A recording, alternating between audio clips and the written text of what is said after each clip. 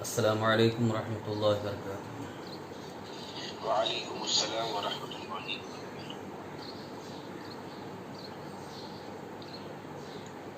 الحمد للہ رب العالمین والصلاة والسلام علی سید الانبیاء والمرسلین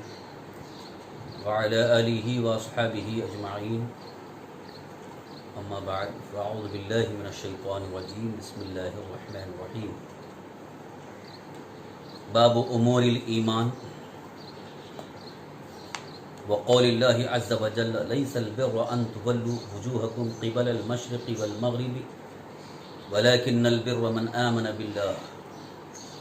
إلى قوله المتقون قد أفلح المؤمنون إلى آخر الآية۔ یہ باب ایمان کے متعلق امور کے متعلق ہے، یہ وہ چیزیں جن کا ایمان سے گہرا تعلق ہے، وہ اعمال جن کی بنیاد پر ایمان تر و تازہ ہوتا ہے، ایمان مضبوط ہوتا ہے، ایمان کی سلامتی کی ضمانت ملتی ہے، ان تمام امور کا ذکر ہے۔ امام بخاری رحمۃ اللہ تعالی علیہ نے باب اس عنوان سے ذکر کیا امور الایمان، اور ساتھ ساتھ اللہ تعالیٰ کے اس فرمان کو بھی عنوان باب مقرر کرتے ہیں، لیس البر ان تولوا وجوہکم قبل المشرق والمغرب، یہ نیکی ہے نہیں کہ تم اپنے چہروں کو مشرق یا مغرب کی طرف پھیرو، ولکن البر من آمن باللہ، لیکن اصل نیکی یہ ہے کہ اللہ پر ایمان لائیں۔ یعنی سرکار دو عالم صلی اللہ تعالی وسلم کے اس دور میں جب تحویل قبلہ کا معاملہ آیا، بیت المقدس سے خانہ کعبہ کی طرف تحویل ہوئی، پہلے بیت المقدس قبلہ تھا لیکن وہ منسوخ کر کے خانہ کعبہ کو قبلہ بنا دیا گیا، اور سرکار دو عالم صلی اللہ علیہ وسلم نے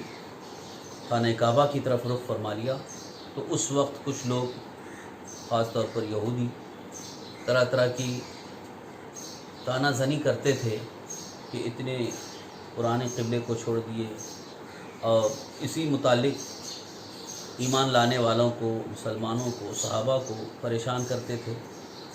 تو اس موقع پہ اللہ تعالیٰ نے یہ ارشاد فرمایا کہ مشرق یا مغرب کی طرف چہرہ پھیرنا، یعنی تحویل قبلہ کا جو حکم آ گیا وہ اپنی جگہ ایک ہے، لیکن اصل نیکی تو یہ نہیں ہے، اصل نیکی اللہ پر ایمان لانا ہے۔ یعنی تم اگر زندگی بھر بیت المقدس کی طرف رخ کر کے پڑھتے رہے تو تمہارا بیت المقدس کی طرف رخ کر کے پڑھنا یہ قابل قبول نہیں جب تک کہ تم صاحب ایمان نہیں ہو۔ اسی طرح سے اگر کوئی خانہ کعبہ کی طرف بھی رخ کر کے نماز پڑھتا ہے لیکن وہ صاحب ایمان نہیں، تو اس کی وہ نیکی، اس کا وہ عمل بارگاہ الہی میں مقبول نہیں۔ لہذا یہاں پر ایمان کو اصل بنیاد قرار دینے کے لیے اس طرح سے ذکر فرمایا گیا کہ یقیناً نیکی، یعنی سب سے اہم نیکی کہ اللہ پر ایمان لانا، یعنی صاحب ایمان ہو جانا، مومن ہو جانا، یہ اصل نیکی ہے، اس کے بعد ہی سارے اعمال ہیں۔ حدثنا عبد الله بن محمد الجعفي قال حدثنا ابو عامر العقدي قال حدثنا سليمان بن بلال عن عبد الله بن دينار عن ابي صالح عن ابي هريره عن النبي صلى الله عليه وسلم قال الایمان بضع وستون شعبہ والحیاء شعبۃ من الایمان۔ امام بخاری رحمۃ اللہ تعالی علیہ فرماتے ہیں، ہم سے حدیث بیان کی عبداللہ بن محمد جعفی نے، انہوں نے فرمایا ہم سے حدیث بیان کی ابو عامر عقدی نے، انہوں نے فرمایا ہم سے حدیث بیان کی سلیمان بن بلال نے، وہ عبداللہ بن دینار سے، وہ ابو صالح سے، وہ حضرت ابو ہریرہ رضی اللہ عنہ سے، اور انہوں نے حضور نبی کریم صلی اللہ علیہ وسلم سے روایت کی کہ سرکار دو عالم صلی اللہ علیہ وسلم ارشاد فرماتے ہیں، ایمان کے 60 سے زیادہ شعبے ہیں، حصے ہیں، شاخیں ہیں، اور حیا بھی ایمان کی ایک شاخ ہے۔ اس حدیث مبارکہ میں حضرت ابو ہریرہ رضی اللہ عنہ کی روایت میں اس بات کا تذکرہ ہے کہ سرکار دو عالم صلی اللہ علیہ وسلم ارشاد فرماتے ہیں کہ ایمان ایک وسیع مفہوم لیے ہوئے ہے۔ ایمان کے اندر بہت ساری چیزیں ہیں، یعنی ایمان لانے کے بعد ایمان کا تقاضا پورا کرنے کے لیے، ایمان پر ثابت قدم رہنے کے لیے، اور ایمان ہی کے ساتھ دنیا سے رخصت ہونے کے لیے جو اللہ تعالیٰ کی طرف سے، اللہ کے رسول صلی اللہ علیہ وسلم کی طرف سے احکام آئے ہیں، ان میں سے کچھ ایسے ہیں کہ جن پر قائم رہنا وہ ایمان کی سلامتی کی ضامن ہے۔ اگر ان کو چھوڑ دیں تو اس کی وجہ سے ایمان ضائع ہونے کا خطرہ ہے۔ تو اس لیے یہاں پر یہ شعبوں کا ذکر فرما رہے ہیں، شاخوں کا ذکر فرما رہے ہیں۔ اصل یہاں شعبہ بمعنی خصلت ہے، صفت ہے، عادت ہے، یعنی ایک بندے مومن کے اندر ایمان لانے کے بعد، اسلام قبول کرنے کے بعد اس کے اندر یہ ساری چیزیں ہونی چاہیے کہ جس کی وجہ سے وہ صاحب ایمان رہے گا اور اس کا ایمان سلامت رہے گا، اور اگر ان میں سے یہ چیزیں اگر ختم ہو گئیں تو اس کی وجہ سے ایمان جانے کا خطرہ ہے۔ تو سرکار دو عالم صلی اللہ تعالیٰ علیہ وآلہ وسلم نے یہاں پر خاص طور پر حیا کو ذکر فرمایا۔ ارشاد فرماتے ہیں کہ ایمان کے 60 سے زیادہ شعبے ہیں، ایمان کے 60 سے زیادہ شاخیں، یعنی ایمان ایک جامع مفہوم ہے، اس کے اندر کئی اہم امور ہیں جن کو بجا لانا ضروری ہے۔ ان میں وہ تقریباً 60 ہیں، 60 سے زیادہ بھی ہیں۔ یہ 60 کا عدد یہ کثرت بتانے کے لیے ہے، حد بندی کے لیے نہیں ہے کہ ایمان کی بس 60 ہی شاخیں ہیں، ایمان کی بس 60 ہی چیزیں ہیں، کیونکہ اسی مفہوم کی دوسری جو حدیثیں آئی ہیں ان میں کہیں 70 سے زیادہ کا بھی ذکر ہے، بدع و سبعون بھی آیا ہے، 70 سے زیادہ۔ تو لفظ بدع کا معنی ہوتا ہے 3 سے اوپر اور 10 سے کم، تو اب 60 سے اوپر یعنی 63 سے لے کر 70، تو یہ عدد صرف اور صرف کثرت بتانے کے لیے نہیں، بہت زیادہ شاخیں ہیں، بہت زیادہ امور ہیں، بہت زیادہ معاملات ہیں۔ ان میں سے اب یہ 60 کا عدد بتا کر کے پھر اس میں حیا کو خاص کر کے یہ بتانا ہے کہ والحیاء شعبۃ من الایمان، اور حیا بھی ایمان کی ایک شاخ ہے، حیا ایمان کی ایک شاخ ہے۔ سرور کائنات صلی اللہ تعالی علیہ وسلم نے ایمان کی سلامتی کے لیے، ایمان کے تر و تازہ رہنے کے لیے یہ خاص طور پر اس کی طرف اشارہ فرمایا کہ ایمان کے جیسے اور دیگر امور ہیں، خصلتیں ہیں، ان میں سے ایک خصلت، ایمانی خصلت حیا بھی ہے، یعنی حیا کا ہونا یہ بے انتہا ضروری ہے، اور اگر حیا ہے تو اس کی وجہ سے اس کا ایمان سلامت رہتا ہے، اور اگر حیا ختم ہو گئی تو ایمان جانے کا خطرہ ہے، شیطان اس پر حاوی ہو جائے گا۔ اب اس حیا کے متعلق یہاں اس بات پر غور کرنا ضروری ہے کہ یہ حیا کون سی ہے، کیونکہ حیا انسان کو ہوتی ہے، مختلف قسم کی ہے۔ حیا کا معنی شرم، جس کو عام طور پر اپنی زبان میں عرف میں بولا جاتا ہے، ارے تم کو حیا نہیں ہے، شرم نہیں آتی، تو یہ لفظ حیا، اگر یہاں جو حیا کا ذکر آ رہا ہے حدیث مبارکہ میں سرکار دو عالم صلی اللہ تعالی وسلم کے اس فرمان میں، اس کو سمجھنا ضروری ہے کہ کون سی حیا یہ ایمان کی شاخ ہے، ایمان کی خصلت ہے، ایمانی خصلت ہے، کس کی طرف اشارہ فرما رہے ہیں۔ اس بات کو سمجھنے کے لیے 2 چیزیں عرض کرنا چاہوں گا۔ پہلی بات تو یہ ہے کہ ایک حیا انسان کے اندر جو ایک فطری طور پر ہوتی ہے کہ انسان فطری طور پر حیا رکھتا ہے کہ بے حیا ہونا نہیں چاہتا ہے، اب چاہے وہ مسلمان ہو چاہے غیر مسلم ہو، کوئی بھی اگر انسان ہے، انسانیت اس کے اندر ہے، تو حیا اس کی ایک فطری چیز ہے۔ یہ جیسے مثال کے طور پر حیا ہی کی بنیاد پر انسان اپنے کپڑے لوگوں کے سامنے نہیں اتارتا ہے، کیوں؟ حیا غالب ہے، حیا مانع ہے، تو حیا کی بنیاد پر وہ ننگا نہیں ہوتا ہے۔ تو اسی طرح سے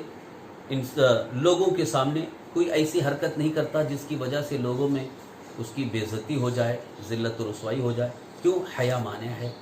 تو یہ حیا ہی کی وجہ سے انسان اپنی عزت کا خیال کر لیتا ہے، اپنے وقار کا خیال کر لیتا ہے، اپنے مقام و مرتبے کا خیال کر لیتا ہے۔ لیکن حیا اگر نہیں ہے تو پھر وہ لوگوں کے سامنے بھی ننگا ہو جائے، اس کو نہ وقار کی فکر ہے، نہ اس کو اپنی عزت کی فکر ہے، نہ اس کو کسی چیز کا خوف ہے، کیونکہ حیا اٹھ جانے کے بعد انسان بالکل ہی ساری چیزوں کو اور بد سے بدتر حرکتوں کو بھی کرنے پر آمادہ ہو جاتا ہے۔ یہ انسان کی فطری چیز بھی ہے، لیکن یہاں ایک ایمان لانے والے ایک مومن کے لیے جو حیا ہونی چاہیے کہ اللہ کے خوف سے، اللہ تعالیٰ کی فرما برداری کے جذبے سے اس کے احکام کی اطاعت اور پیروی کرنا، اور جن چیزوں سے اللہ نے منع فرمایا، اللہ کے رسول صلی اللہ علیہ وسلم نے منع فرمایا، ان سے رک جانا۔ تو اس کے لیے جو حیا ہے، یہ حیا یہاں پر ایمانی خصلت ہے۔ اب اس کی چند مثالیں میں پیش کروں تو بات سمجھ میں آ جائے اور مزید اس کا خلاصہ بھی ہو جائے کہ جیسے اگر ہمارے اندر حیا ہے اور نماز کا وقت ہو گیا، اذان بھی ہو گئی، تو کبھی ایسا ہوتا ہے کہ یہ سوچ کر کے ارے میں نماز نہیں پڑھوں گا تو لوگ کیا بولیں گے، یہ ایک طرح سے حیا ہے۔ مگر اس کے بجائے یہ ہو کہ میں اگر نماز نہیں پڑھوں تو اللہ تعالیٰ ناراض ہو جائے گا، میرے آقا صلی اللہ تعالی وسلم کو میں کیا چہرہ دکھاؤں گا، کیا منہ دکھاؤں گا۔ تو یہ جو اندر سے ایک حیا اس کو آ رہی ہے، اور اس حیا کی وجہ سے اللہ کی عبادت اور بندگی پر آمادہ ہو رہا ہے، اللہ کے حکم پر عمل کرنے جا رہا ہے، تو یہ حیا ایمانی ہے، یہ ایمانی خصلت ہے، اور یہ ہونا ضروری ہے، کیونکہ اسی حیا کی بنیاد پر اللہ تعالیٰ کے سارے احکام پر وہ عمل پیرا ہو جاتا ہے، اور سارے منہیات شرعیہ، جن چیزوں سے شریعت نے منع فرمایا ان سے بچنے کی کوشش کرتا ہے۔ اور اس کا ایک بڑا فائدہ یہ ہے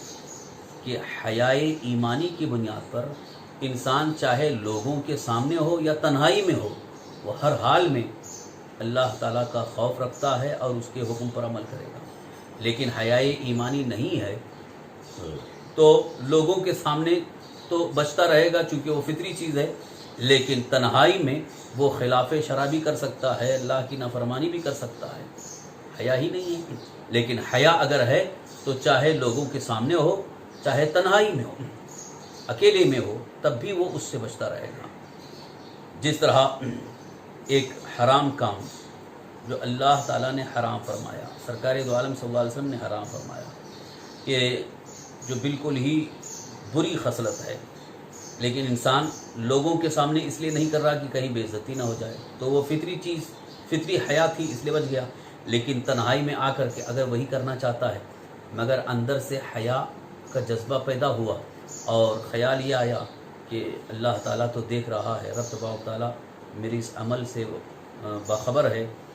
اللہ خبیر ہے، تو اس خیال سے اگر وہ چھوڑ دیا تو یہ حیا ہے، حیائے ایمانی۔ اس حیا کا ہونا مومن کے لیے بے انتہا ضروری ہے، اور اسی حیا کی بنیاد پر وہ ایمان پر قائم رہتا ہے، اس کا ایمان سلامت رہتا ہے، اور شیطان کا اغوا نہیں ہوتا، شیطان اس پر حاوی نہیں ہو پاتا ہے۔